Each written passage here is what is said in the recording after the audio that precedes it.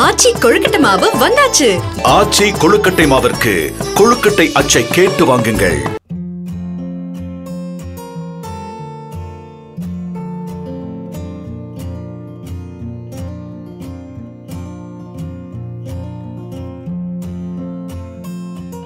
Miss wow தமிழா நேயர்களுக்கு வணக்கம்.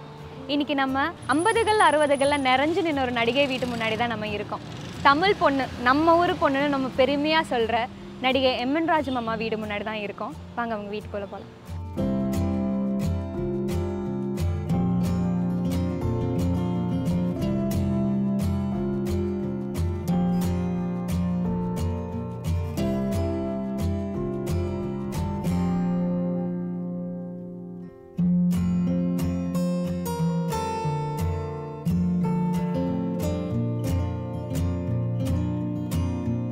அப்போ இருந்த பெரிய நடிகைகள்லாம் ராதாண்ட கூட நடிக்க மாட்டேட்டாங்க. ஏன்னா ராதாண்ண கிருஷ்ணன் பஞ்சுன்னு டைரக்டர், அவங்க எனக்கு தகப்பனார்கள் மாதிரி. அவங்க ராஜத்தை போட்டு பார்க்கலாம் சரியாக வருதான்னு அப்படின்ட்டு என்னை கூப்பிட்டு போட்டாங்க. எனக்கு அப்போ பயங்கமெல்லாம் ஒன்றும் கிடையாது, ஏன்னா ஒன்றும் இல்லை, நல்லா நடிக்கணும், அது மாத்திரம்தான். ஐயோ அவர் எவ்வளோ பெரிய ஆள், அவரை போய் நான் உதப்ப நான் மாட்டேன் அப்படின்னு, நான் உதச்சி தான் ஆகணும், அதை வேறு வழியே கிடையாது அப்படின்னாங்க. ஒன்றா ராதாண்ணன் சொன்னார், சரி உதச்சிடலாம் அப்படின்னு தீர்மானிட்டு கடவுளை எல்லாம் கும்பிட்டுட்டு போய் உதச்சேன். உதச்சா என்ன ஆச்சு, மாங்குடி மைனர் மதராக நடித்தேன். அப்போது இந்த மாதிரி சூப்பர் ஸ்டார் இல்லை, ஒன்றாவே இருந்தோம். அப்போது ஹைதராபாத்தில் எடுத்தாங்க. ஸ்டாலின் சாரை சிறு வயதிலிருந்தே பார்த்துருக்கேன். அதுக்கப்புறம் நிறைய ட்ராமா சினிமா எல்லா இடத்துலையுமே அவங்கள நான் பார்த்துருக்கேன். ஆனால் அவங்க முதலமைச்சர் ஆனதுக்கப்புறம் நான் ஒரு தடவை கூட பார்க்கல. அது என் மனசில் ஒரு ஏக்கமாகவே இருந்தது, பார்க்கணுங்கிற எண்ணம்.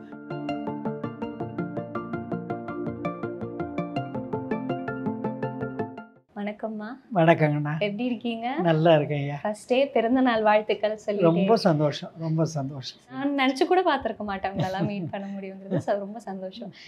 யங்ஸ்டருங்கிற நிலையில உங்ககிட்ட நிறைய கேள்விகள் கேட்கறதுக்கு. நிறைய கேட்கக்கூடாது, இல்லை கொஞ்சமா தான். சரி, ஓகே, கொஞ்சம் எனக்கு முக்கியமான கேள்விகள் நான் கேட்குறேன். நீங்க 7 வயசுல தான் நாடகத்துக்கு நடிக்க வந்தீங்கன்னு சொல்லியிருந்தீங்க. அங்க இருந்தே ஆரம்பிக்கலாமா? வீட்டுல கொஞ்சம் கஷ்டம் இருந்துச்சு அங்க, அதனால நம்ம நாடகத்துக்கு நடிக்க அப்படி ஆரம்பிச்ச ஒரு கரியர் தான் இல்லையா? ஞாபகம் இருக்கா? அப்படித்தான், எல்லாருமே அப்படித்தான். வீட்டில் கொஞ்சம் வறுமை இருக்கிறதுனால தான் அவங்கள எப்படியாவது முன்னுக்கு கொண்டாடணும்னா, அப்போ படிப்புக்கு அவ்வளோ இம்பார்ட்டண்ட்டு கொடுக்கல.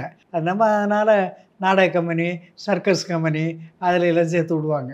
என்ன நாடக கம்பெனியில் சேர்த்து விட்டாங்க. இப்போ சின்ன வயசுல 7 வயசுலலாம், அதுவும் அந்த சமயத்துல நாடகம்னாலும் நமக்கு தெரியுமா உங்களுக்கு? அந்த சமயத்துல நாடகம்னா என்ன, நடிப்பு எப்படிங்கிறதெல்லாம் அங்கே போனதுக்கு அப்புறம் கற்றுக்கிட்டது இல்லை அதுக்கு முன்னாடியே நமக்கு? அதுக்கு முன்னாடி எப்படி தெரிய முடியும்? தெரியறதுக்கு சான்ஸே இல்லை. வீடு அங்கே போனதுக்கப்புறம் தான் வாத்தியாருங்க அவங்க எல்லாம் படிப்பே அங்கே போய் தானே சொல்லி கொடுத்தாங்க. 7 வயசில் நான்லாம் எந்த பள்ளிக்கூடத்தில் போய் படிச்சிருக்க முடியும்? அதாவது எங்களையெல்லாம் ஒரு மண்ணு மாதிரி கொண்டு போய் விட்டாங்க. அவங்க ஒரு அழகான ஒரு பொம்மை மாதிரி எங்களை ஆக்குனாங்க. கண்டிப்பா நல்ல நினைவுகள். ஏன்னா அவ்வளோ பெரிய நடிகர்கள் கூட உங்களுக்கு அந்த நாடக சமயத்திலே பயணிக்கிறதுக்கான வாய்ப்புகள் கிடைச்சிருக்கு. அங்கிருந்து அப்படியே அந்த நாடகம் பயணம் போய் 1954 ரத்த கண்ணீர் படம் நாயகியா நீங்க வந்திருக்கீங்க. ஒரு நாயகி இல்ல, ஸ்லைட் ஆஃப் நெகட்டிவ் ரோல். அதான் சொல்ல வர, ஸ்லைட் ஆஃப் ஆனா அதுதான் அங்க ஹைலைட்டா வந்தது உங்க கேரக்டர் தானே. ஆமா, அந்த படத்தை பத்தி சொல்லுங்க. எம்.ஆர். ராதா சார் பத்தி சொல்லுங்க. அந்த படம் எனக்கு கிடைச்சது ஒரு பெரிய அதிர்ஷ்டம். ஏன்னா அப்போ இருந்த பெரிய நடிகைகள்லாம் ராதாண்ட கூட நடிக்க மாட்டேட்டாங்க. ஏன்னா ராதாண்ண அப்போ ஒரு பெரிய அரசியல்வாதி, ட்ராமாவில் சினிமாவில் எல்லாத்துலேயுமே ரொம்ப பெரிய ஆளாக இருந்தார். அதனால் அவர் கூட எப்படி நடிக்கணும் அப்படிங்கிறது பயந்து யாருமே நடிக்க மாட்டேன்ட்டாங்க. நான் நாடக கம்பெனியில் இருந்தேன், நாடகத்துலேயும் ஆக்ட் பண்ணிக்கிட்டு இருந்தேன், சினிமாவிலையும் சின்ன சின்ன வேஷம் ஆக்ட் பண்ணிக்கிட்டு இருந்தேன். அப்போ ராஜத்தை போடலாம், என் கிருஷ்ணன் பஞ்சுன்னு டைரக்டர், அவங்க எனக்கு தகப்பனார்கள் மாதிரி. அவங்க ராஜத்தை போட்டு பார்க்கலாம் சரியாக வருதான்னு அப்படின்ட்டு என்னை கூப்பிட்டு போட்டாங்க. எனக்கு அப்போ பயங்கமெல்லாம் ஒன்றும் கிடையாது, ஏன்னா ஒன்றும் இல்லை, நல்லா நடிக்கணும் அது மாத்திரம் தான். நானும் நடித்தேன், துணிச்சலாக நடித்தேன். அவங்களுக்கு ரொம்ப பிடிச்சிது. அதிலேருந்து எனக்கு அந்த சான்ஸ் அந்த அந்த படத்துல இருந்து முக்கியமா எல்லாரும் சொல்ற சீன் என்ன ஞாபகம் இருக்கா? நீங்க சாரை எட்டி உதைக்கிற மாதிரி ஒரு சீன் இருக்கு. ஆமாம், அந்த அந்த சீனு எடுக்க போகிறாங்க, அப்படி ஒரு சீன் இருக்குன்னுலாம் எனக்கு தெரியாது. திடீர் ராதா இவர் பஞ்சண்ணன் டைரக்டர் வந்து, ராஜம் ராதாண்ணன் மேலே போவார், நீ எட்டி உதச்சி அவரை கீழே தள்ளணும் அப்படின்னு. ஐயோ, அவர் எவ்வளோ பெரிய ஆள், அவரை போய் நான் உதப்ப நான் மாட்டேன் அப்படின்னு. உதச்சி தான் ஆகணும், அதை வேறு வழியே கிடையாது அப்படின்னாங்க. உடனே ராதாண்ணன் சொன்னார், இந்த பாரு உதச்சிரு, நான் ரெடியாக இருக்கேன், உதச்சிரு, உதைக்கலை சரியாக வராது அப்படின்ட்டு அவர் ரெடியாக இருந்தேன். நான் முடியவே முடியாதுன்ட்டேன். அப்புறம் என்ன சொல்லிட்டாங்க, படத்துலேருந்து என்னை எடுத்துருவேன்ட்டாங்க. நீ உதைக்கலை, படத்துலேருந்தே கட் பண்ணிடுறோம், அப்புறம் சான்ஸ் போயிடுவேன், சரி உதச்சிடலாம் அப்படின்னு தீர்மானிட்டு கடவுளை எல்லாம் கும்பிட்டுட்டு போய் உதச்சேன். உதச்சா என்ன ஆச்சு, நான் கீழே விழுந்துட்டேன், அவர் உட்காந்துருக்காரு. என்னண்ணே நீங்கள் விழுந்து, என்ன நீ உதச்சியா, நீ சும்மா காலை வச்சு நீ கீழே விழுந்துட்ட, அப்படிலாம் பண்ணக்கூடாது, உதைக்கிறது ஒரே தரம், கரெக்டாக உதச்சிருன்னு, இல்லைன்னா கஷ்டமாக போயிடும். சரின்னு சொல்லி மறுபடியும் கடவுளை எல்லாம் வேண்டிக்கிட்டு உதைச்சேன். கீழே விழுந்துட்டார். கீழே விழுந்து அவருக்கு நல்லா அடியே பட்டுருச்சு. நானும் உதச்சி முடிச்சுட்டு அப்புறம் அவர் கார்லேயே போய் நான் விழுந்தேன். அண்ணே நான் தெரியாமல் பண்ணிட்டேன், நான் இல்லை நம்ம எல்லாம் தெரிஞ்சு தான் பண்ணியிருக்கோம், நீ நல்லா பண்ணிட்ட, உனக்கு நல்ல பேர் கிடைக்கும் அப்படின்னு ஆசீர்வாதம் பண்ணார். அவர் சொன்ன ஆசீர்வாதம் தான் இன்றைக்கும் எம்என் ராஜன் ராஜமாமான்னு சொல்லும் போது தண்ணீர் அந்த படம் தான் அவங்க ஃபர்ஸ்ட் சொல்கிற விஷயம். அதே மாதிரி உங்களுக்கு நிறைய ஒரு அருமையான ஒரு கரியர் இருந்திருக்கு. அதில் முக்கியமாக எல்லாருமே நம்ம ஊர் பொண்ணு, அவ்வளோ அழகாக தமிழ் பேசுகிற பொண்ணு. ஏன்னா அந்த சமயத்தில் அவ்வளோ தமிழ் பேசுகிற நடிகைகள் இருந்தது கிடையாது. அவ்வளோ தமிழ் பேசுகிற நடிகை இல்லை, தமிழ் நடிகையே நான் ஒருத்தி தான் இருந்தேன், யாருமே கிடையாது. மித்தவங்கெல்லாம் மலையாளம், கன்னடம், தெலுங்கு அப்படி தான் இருந்தாங்க. நான் ஒருத்தி தான் தமிழ் ஆர்டிஸ்ட் இருந்தேன். அதனால தான் ஒரு கலைஞர் எழுதுகிற டைலாக்கு, கண்ணதாசன் சார் எழுதுகிற டைலாக்கு, இதெல்லாம் நான் தான் பேசிக்கிட்டு இருந்தேன் அந்த காலத்தில். இப்போ நமக்கு சோஷியல் மீடியா இருக்குது, யார் யார் என்னென்ன நினைக்கிறாங்க, உங்களை பிடிச்சிருக்காங்கிறது தெரிஞ்சுக்கிறதுக்கு நிறைய வாய்ப்புகள் இருக்குது. அந்த சமயத்தில் உங்களை அவ்வளோ ரசிச்சிருக்காங்கன்னா எப்படி உங்ககிட்ட வந்து அப்ரோச் பண்ணியிருக்காங்க? உங்கள் ஃபேன்ஸ்லாம் இருந்திருப்பாங்க இல்லையா? நிச்சயமாக. இப்போ மாதிரிமா அப்போ வந்து இந்த மொபைல் கிடையாது, அப்புறம் டெலிஃபோனு எதுவுமே கிடையாது. ஸோ வெறும் இது மாத்திரம்தான், அந்த ரேடியோ மாத்திரம்தான் இருந்த நேரம். அதனால் எல்லாருமே இப்போ லெட்டரில் எழுதுவாங்க. எல்லா லெட்டரும் பாரு சகோதரி சகோதரி அப்படின்னு தான் வரும். ஏன்னா என்ன தமிழ் நடிகைங்கிறதுனால எல்லாரும் சகோதரியாகவே ஏற்றுக்கிட்டாங்க ரசிகர்கள்லாம். நிறைய பரிசெல்லாம் அனுப்புவாங்க. எனக்கு இந்த தீபாவளி வந்ததுன்னா, பொங்கல் வந்ததுனால என் சகோதரிக்கு அப்படின்னு சொல்லி ஒவ்வொருத்தரும் ஒவ்வொன்று அனுப்பி வச்சு ரொம்ப ரொம்ப ஆதரவு கொடுத்தாங்க. அதில் தான் நான் வந்து அங்கே நிற்க முடிஞ்சுது. அடுத்து நம்ம எம்ஜிஆர் சார் பற்றி கண்டிப்பாக பேசி ஆகணும். ஒரு இடத்துல நீங்களே சொல்லியிருப்பீங்க, அவர் உரிமையோட அண்ணான்னு கூப்பிடுறது அண்ணான்னு சொல்லியிருப்பீங்க. அவ்வளோ படங்கள் அவர் கூட நடிச்சிருக்கீங்க. அலிபாபா 40 திருடர்கள், நாடோடி மன்னன், இந்த மாதிரி சொல்லிக்கிட்டே போகலாம் இல்லையா? அந்த நினைவுகள்லாம் எப்படி இருக்கு மேம் சார் கூட நடித்ததெல்லாம்? ரொம்ப பெருமையான ஒரு விஷயம் நடிப்புலேயே. ஏன்னா அவரை பார்க்குறதுக்கு பெரிய பெரிய ஆளுங்கள்லாம் செட்டுக்கு வருவாங்க, நாங்கள் அவங்களையெல்லாம் பார்ப்போம், அதெல்லாம் ரொம்ப நல்லா இருக்கும். எம்ஜிஆர் கூட நடிக்கிறது தனி விஷயம், பெரிய கௌரவமான விஷயம். எங்களை ஏதாச்சும் ஒரு படத்துல இருந்து ஏதாச்சும் உங்களுக்கு ஞாபகம் இருக்க ஏதாச்சும் ஒரு இன்சிடென்ட் சொல்ல முடியுமா எங்களுக்கு? அவர் கூட இல்லை, ஏன்னா ரொம்ப காலம் ஆயிடுச்சு. ஆனா அவர் கூட ரொம்ப பிடிச்சி நடிச்ச ஒரு படம்னா, ரொம்ப ஜாலியா நடிச்ச படம்னா என்னவா இருக்கும் எம்ஜிஆர் சார்? நான் நிறைய படங்கள் சொன்னேன், நாடோடி மன்னன், திருடாதே, அதெல்லாம் நல்ல படம். இப்போ நம்ம எம்ஜிஆர் சார் கூட நடிக்கிறோம், சிவாஜி சார் கூட நடிக்கிறோம்னு சொல்லும்போது இப்போ மெத்தட் ஆக்டிங் நம்ம பார்த்து அந்த சிச்சுவேஷனுக்குள்ளே போய் நடிக்கிறோம், அந்த மாதிரி விஷயங்கள்லாம் இருக்குது. நீங்கள் அப்படி எந்த மாதிரி ப்ரிப்பேர் பண்ணிப்பீங்க ஒரு சீனுக்கு முன்னாடி? எப்படி? நாங்கள்லாம் ட்ராமா ஆர்டிஸ்ட்டு. ட்ராமாவை 3.5 மணி நேரம் எல்லாம் நடிச்சு கிடிச்சு பழக்கம் ஆனதுனால சொன்னோன்னா நடிச்சிருவோம். அதுக்கு ப்ரிப்பேர் பண்ணணும் அதெல்லாம் ஒன்றும் கிடையாது. சொன்னாங்களா ஓகே, இது அழுவா அழுகிறேன், சிரிக்க சொல்கிறேன் சிரிக்கிறேன் அப்படிங்கிற மாதிரி. ஏன்னா ட்ராமா ஆர்டிஸ்ட் நாங்கள் பழக்கப்பட்டவங்க, அதனால் எங்களுக்கு அது ஒன்றும் கஷ்டமே கிடையாது. அதே மாதிரி சிவாஜி கணேசன் சார், அவர் சிவாஜி அண்ணன் வந்து என் கூடவே நாடக கம்பெனியில் இருந்தார். அப்போ முன்னாடியில இருந்தே தெரியும். முன்னாடியில இருந்து 7 வயசுன்னு சொல்கிறேன்ல, ஆமா. அப்போ இருந்தே நாடக கம்பெனியில் அவரும் இருந்தார். அதனால எங்களுக்கு வந்து ஒரு சகோதர பாசம் தான் இருக்கு. ஆமாம். ஒரு பெரிய நடிகர் கொண்டு அது மாதிரிலாம் ஒன்றும் இல்லை. இல்ல. அண்ணன் தான் அப்படி தான் இருந்தோம். 7 வயசுல இருந்து நீங்க கண்டிப்பா தொடர்ந்து நடிச்சு உங்களோட 20 வயசு 30 வயசுல எல்லாத்துலயுமே அவர் கூட பயணிச்சிருக்கீங்க இல்லையா? பயணிச்சிருக்கேன். அவர் எப்படி உங்ககிட்ட பேசுவாரு? சின்ன 7 வயசுல உங்க சின்ன குழந்தைய பார்த்திருப்பாரு, அதுக்கப்புறம் நீங்க பெருசானதுக்கு அப்புறம் அவர் எப்படி பேசுவாரு? இப்போ சாதாரணம் தான், அதெல்லாம் ரொம்ப சாதாரணமான விஷயம் தான். அதுக்குன்னு ஒன்றும் மெனக்கெடுறதெல்லாம் கிடையாது. அதெல்லாம் சாதாரணம் தான். அதுக்கப்புறம் இப்போ நம்ம எம்ஜிஆர் சிவாஜி சார்னு நம்ம பேசிட்டோம். அதுக்கு அடுத்து ரஜினி சார் கூட ஒரு படத்துல ரஜினி கூட வந்து என்ன படம், காயத்ரின்னு நினைக்கிறேன், மாங்குடி மைனர். மாங்குடி மைனர் அவன் மதரா நடித்தேன். அப்போ வந்து இந்த மாதிரி சூப்பர் ஸ்டார் இல்லை, அவர் ஆர்டிஸ்டாக இருந்தார். அதனால் நாங்கள் எல்லாம் ஒன்றாவே இருந்தோம். அப்போது இதில் ஹைதராபாத்தில் எடுத்தாங்க, அங்கே எல்லாம் எல்லோரும் ஒன்றாவே இருந்தோம். ஆனால் ஒன்றும் பெருசாக ஒன்றும் இல்லை, சரியாக தான் இருந்தோம். அப்போ அவர் கூட பேசுறது அந்த மாதிரி இதெல்லாம் அந்த சமயத்தில் இருந்துச்சு? சாதாரணம்.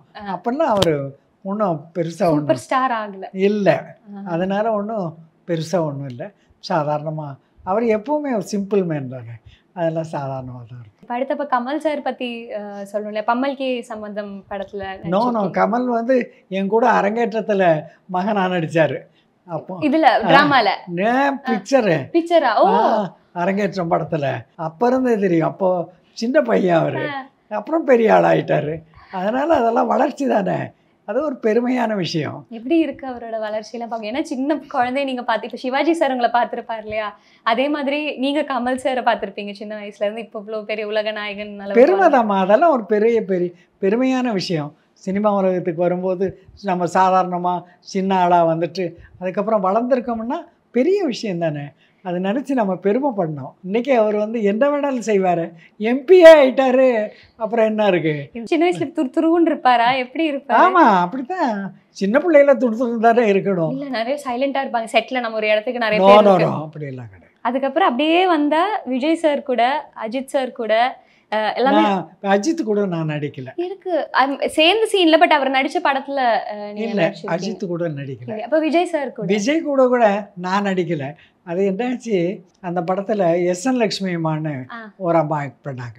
அவங்க உங்களுக்கு தெரிஞ்சிருக்கலாம்னு நினைக்கிறேன். அவங்களுக்கு வந்து திடீர்னு கீழே விழுந்து கால் உடஞ்சி போயிடுச்சு. அப்புறம் விஜய் கால் ஷீட்டு அந்த படத்தை கொடுத்துருக்காரு, எப்படியும் எடுத்தாகணுங்கிற நிலைமை. அப்போது என்ன பண்ணாங்க, என்கிட்ட அந்த அம்மாவே ஃபோன் பண்ணி, இப்படி ஆயிடுச்சு ராஜம், எனக்கு பதிலாக நீ போய் பண்ண அப்படின்னு. நான் அந்த அம்மா சொல்லும் போது நாங்கள் அவங்களுக்கு ரொம்ப மதிப்பு கொடுப்போம். நான் உடனே போய் ஆக்ட் பண்ணேன். போனால் அது வேஷமே கிடையாது, சாதாரணம். அதில் போய் 2 சீனோ என்னமோ ஆக்ட் பண்ணேன். சரி, அவங்க சொல்லிட்டாங்க, நல்லதோ கெட்டதோ அப்படின்ட்டு நடிச்சிட்டு வந்துட்டேன் நான் அந்த படம். எல்லா நடிகர்கள் கூடயும் நடிச்சிட்டிங்க. அதாவது எம்ஆர் ராதா சார், எம்ஜிஆர் சார்ல இருந்து இப்போ நம்ம சூப்பர் ஸ்டார்னு சொல்கிற விஜய் சார், இப்போ எல்லாரும் கூடயும் நடிச்சிருக்கீங்க. எப்படி அந்த பயணம் எப்படி இருக்கு உங்களுக்கு? அவ்வளோ வருஷம் சினிமா இண்டஸ்ட்ரியில் இருந்திருக்கீங்க. பயணம் சிறப்பாக இருந்ததுமா. நாங்கள் இருந்த காலமெல்லாம் கோல்டன் பீரியட்னு சொல்லுவாங்கல்ல, அந்த மாதிரி ஒரு காலம். நல்ல ப்ரொடியூசர்ஸு, நல்ல பெரிய பெரிய டைரக்டர்ஸு, அதனால் கம்பெனிகளும் பெரிய பெரிய கம்பெனிகள்.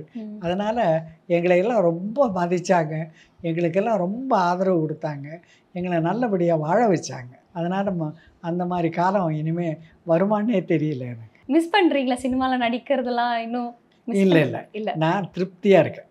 நான் என்னால் முடிஞ்சதை நான் செஞ்சுட்டேன். கடவுள் எனக்கு கொடுத்ததை நான் முடிச்சிட்டேன். அதனால் எனக்கு சினிமாவில் நடிக்கணுங்கிற இதெல்லாம் கிடையாது. அருமைமா. இப்போ படத்துல இருந்து இவ்வளோ படங்கள் நடிச்சிருக்கீங்க, அவ்வளோ ஆக்டர்ஸ், அவ்வளோ ஆக்ட்ரஸ், அவ்வளோ பேரை பார்த்துருப்பீங்க. ஒரு விஷயம் சினிமால இருந்து எனக்கு நான் எடுத்துக்கிறேன்னு சொன்னா இப்போ என்ன எடுத்துப்பீங்க? நான் போய் என்னத்தை எடுத்துக்கிறது? இல்லை, எனக்கு அது மாதிரிலாம் ஒன்றும் இல்லை. என் ஆண்டவனுடைய அனுகிரகத்தால் என் குடும்ப வாழ்க்கை நல்லபடியாக ஓடிச்சு, நல்லபடியாக போயிட்டுருக்கோம். இன்றைக்கும் நான் பேரன் பேத்தி கொள்ளு பேரனோட வாழ்க்கையை நடத்திட்டு இருக்கேன்.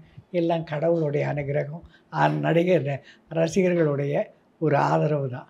இதை தவிர எனக்கு வேற ஒன்றுமே வேண்டாம், போகிறோம், இது போகிறோம். இப்போ இதை பற்றி பேசும்போது கண்டிப்பாக உங்களோட கல்யாணம் நடந்ததை பற்றி பேசி ஆகணும். கொள்ளு பேரன் வரைக்கும் சொல்லிட்டீங்க. உங்களோட திருமணம் எப்படி மேம் நடந்துச்சு? அவர் பாடகர், நான் ஆர்டிஸ்ட்டு. ட்ராமா கம்பெனியில் அவர் பாடுவார், நான் வந்து ஹீரோயினை ஆக்ட் பண்ணுவேன். எங்களுக்கு ஒன்றும் தெரியாது, அவர் பாடுவார், நான் ஆக்ட் பண்ணுவேன், அவ்வளோதான். அப்படி தான் இருந்தோம். இது வந்து அரேஞ்ச்மெண்ட் மேரேஜ் தான், லவ் மேரேஜ் கிடையாது. அதனால் அதை பற்றி எல்லாம் ஒன்றுமே பெரிய விஷயம் இல்லை. ஆனால் கல்யாணத்துக்கு அப்புறம் அவ்வளோ படங்கள் நடிச்சிட்டு இருந்தீங்க, பிஸியான அவராக இருந்தாலும் அவரும் அவ்வளோ பிஸியாக இருந்திருக்காரு, நீங்களும் அவ்வளோ பிஸியாக இருந்திருக்கீங்க. உங்களோட திருமண வாழ்க்கை எப்படி இருந்திருக்கு? நீ பாரு, நாங்கள் 80வது கல்யாணம் பண்ணிக்கிட்டோம்னா நல்லபடியாக இருந்தால் தானே பண்ண முடியும். தகராறு இருந்தால் எப்படி பண்ண முடியும் சொல்லு? 60 பண்ணிக்கிட்டோம், 75 பண்ணிக்கிட்டோம், 80 பண்ணிக்கிட்டோம் ஆண்டவருடைய கிருபையால். அதனால் ஆண்டவன் எங்களை நல்லபடியாக தான் வாழ வச்சார். அவர் ஒரு பாடகர். உங்களுக்காக வீட்டில் அவர் என்ன மாதிரி பாட்டு பாடி, ஏதாச்சும் ஒரு பாட்டு பாடி கொடுத்துருக்காரா? நீங்கள் கேட்டு ஏதாச்சும் ஒரு பாட்டு அந்த மாதிரி? அது மாதிரிலாம் ஒன்றும் கிடையாது. வீட்டில் சினிமா சம்மந்தமோ நாடக சம்மந்தமோ இருக்காது. இது குடும்பம். வெளியே அது தனியாக தொழிலுக்கு போகும்போது தான் அது இதெல்லாம். அதனால் அதை பற்றி இதுக்கு ஒன்றுமே கிடையாது. சார் எல்லா பாட்டுமே அவர் கொடுக்குற பாட்டை எல்லாம் நல்லாவே பண்ணுவார். காமெடி பாட்டாக இருந்தாலும் சரி, சீரியஸான எல்லா பாட்டையுமே நல்லா பண்ணு. எங்கே இருந்தாலும் வாழ்க்கைங்கிறது பயங்கர ஹிட் சாங்கு, அது பண்ணார். அங்கமுத்து தங்கமுத்துன்னு ஒரு பாட்டு, அது காமெடி பாட்டு, அதையும் நல்ல அது மாதிரி காமெடி பாட்டு, இந்த பாட்டு மாதிரி பாட்டெல்லாம் கூட நல்லா இது பண்ணுவார். ஜெயலலிதாவை சந்தியா வந்து எனக்கு வந்து அம்மாவை நிறைய படத்தில் நடித்தாங்க. அப்போ இவங்க வந்து சின்ன பொண்ணு, சர்ச் பார்க்கில் படிச்சுட்டு இருந்தாங்க. அப்போ கூட்டிகிட்டு வருவாங்க. அப்போ இருந்தே பார்த்துருக்கேன் நான் ஜெயலலிதா மேம். இப்போ பிறந்தநாள் வந்திருக்கு உங்களோட, நீங்கள் ஒரு ஆசை சொல்லியிருக்கீங்க முதலமைச்சர் சார் வந்து பார்க்கணும்னு சொல்லிட்டு. ஸ்டாலின் சார் வந்து பார்த்துருக்காரு. எப்படி நம்ம ஒரு விஷயம் சொல்லிட்டோம், சார் வந்து பார்த்துருக்காருங்கும் போது அவ்வளோ சந்தோஷமாக பேசுனது பார்த்தோம். எப்படி இருக்கு உங்களுக்கு? ரொம்ப சந்தோஷம், ரொம்ப பெருமையாக இருந்தது. நான் வந்து ஸ்டாலின் சாரை வந்து, அதாவது இப்போ இருக்க சிஎம் அவர்களை வந்து சிறு வயதிலிருந்தே பார்த்துருக்கேன். அதுக்கப்புறம் நிறைய ட்ராமா, சினிமா எல்லா இடத்துலையுமே அவங்கள நான் பார்த்துருக்கேன். ஆனால் அவங்க முதலமைச்சர் ஆனதுக்கப்புறம் நான் ஒரு தரம் கூட பார்க்கல. அது என் மனசில் ஒரு ஏக்கமாகவே இருந்தது, பார்க்கணுங்கிற எண்ணம். எனக்கு வயசும் ஆயிடுச்சு, பார்க்க முடியாமல் போயிடுமோ அப்படிங்கிற ஒரு எண்ணமும் தோணுச்சு. அதனால தான் தினத்தந்தி பேப்பரில் இப்போ நான் சொன்னேன், இந்த மாதிரி முதலமைச்சர் அவர்களை நான் பார்க்கணும், அதுதான் என் ஆசைன்னு. அது படித்து அவர் உடனே வந்து என்னை பார்த்தது நினைக்க முடியாத ஒரு பெரிய ஆச்சரியமான விஷயம், பெருமைப்பட வேண்டிய விஷயம்.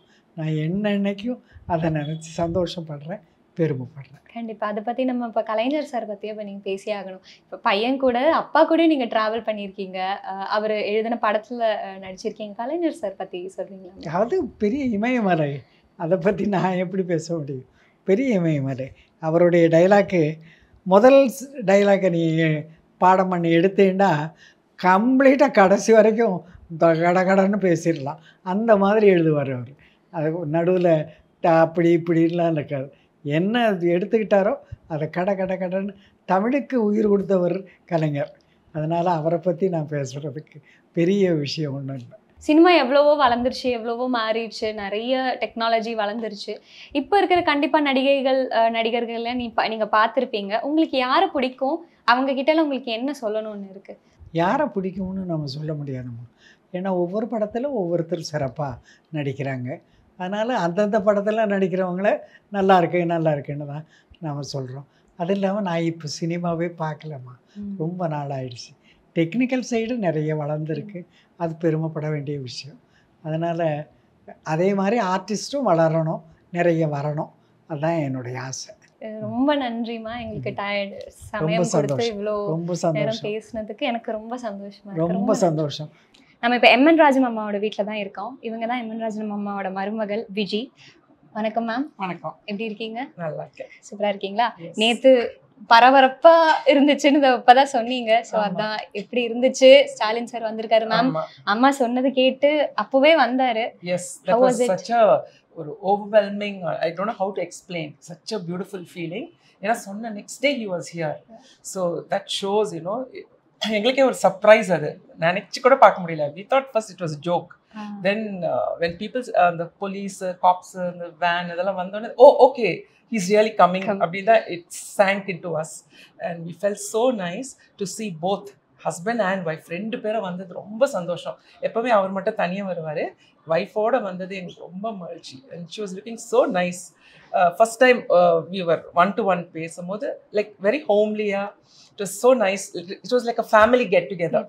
It was not anything other than that. So we really enjoyed it. இப்போ அம்மா கிட்ட ஸ்டாலின் சார் வந்து என்ன பேசுறாரு? ஏன்னா சின்ன வயசுல இருந்தே அம்மாக்கு தெரியும்னு சொன்னாங்க. அவங்க என்ன அதான் எப்பவுமே உன்னை வந்து சாதாரணமா தான் பார்த்திருக்கேன் as a growing boy, அப்புறம் as a man, as an actor. But நான் உன்னை சிஎம்ஐ பார்த்ததே இல்லை, ஸோ அதுதான் என்னோட ஆசை அப்படின்னு சொன்னோன்னே I think that had struck a chord in him. So அவர் உடனே கிளம்பி வந்தாருன்னு தான் எனக்கு தோணுது. உங்களுக்கு எப்படி இருந்துச்சு? அது பரபரப்பா வீடு என்ன மாதிரி நிலைமையில இருந்துச்சு? ஓ மை காட், நேத்து பார்க்கணும் இந்த சைடு இபிக்காரங்க, ஒரு சைடு கார்பரேஷன் காரங்க, cleaning very nice. EB they checked everything, all the bulbs அது இது எல்லாம் கரெக்டா இருக்காங்க. It was so nice to see that. Beautiful. So felt really good. Felt so important and the reach was so good. எங்க இருந்தோலாம் எங்களுக்கு phone வருது, யூஎஸ்ல இருந்து கனடால இருந்தெல்லாம். oh my god, you all met the CM, நீங்க க்ளோஸா அப்படி இப்படிலாம். It is not being close, it is just respecting somebody's wish that really made an impact on all of us. இப்போ நம்ம இவ்ளோ பேசும்போது உங்களுக்கும் அம்மாக்குமான ஒரு கனெக்ஷன் கூட தெரியணும். ஒரு மருமகள் எப்படி இருக்கும்? இவ்வளவு வருஷம் பயணிச்சிருக்கீங்க. ஆமா ஆமா, நாங்க வந்து it's about 35 years since I've been married to this family and it's a beautiful relationship. நாங்க எப்பவுமே ஜாயிண்ட் ஃபேமிலியா தான் இருந்திருக்கோம். நாங்க 4 generations-ஆ இப்போ ஒண்ணா இருக்கோம். It's her, அவங்க son, என்னோட son, அவருக்கு ஒரு son. So நாங்க 4 generations we are living together. So அதுவே I think it speaks. I don't even have to tell anything. But நிறைய கத்துக்கிட்டேன் அவங்க கையிலேருந்து. The way they behave, even though they are from the film field, the husband and wife anunyam, all that is something to learn from. It made me realize like how I should be with my husband. So that was a big lesson. The way, and she was very much அவங்க ரொம்ப family oriented. அவங்க உலகமே அவங்க husband, son, daughter, that was her world. Apart, I mean, movie okay, but வீட்டுக்கு வந்துட்டா இதுதான் உலகம் அவங்களுக்கு. So that's how we all thought of. So அப்படிதான் நாங்க எல்லாம் வாழ்ந்தோம். Okay, super sir. ரொம்ப நன்றி மேம். பிஸி பரபரப்பா ஓடிட்டு இருக்கிற சமயத்துல கொஞ்சம் நேரம் கொடுத்ததுக்கு ரொம்ப நன்றி. Thank you. Thank you so much.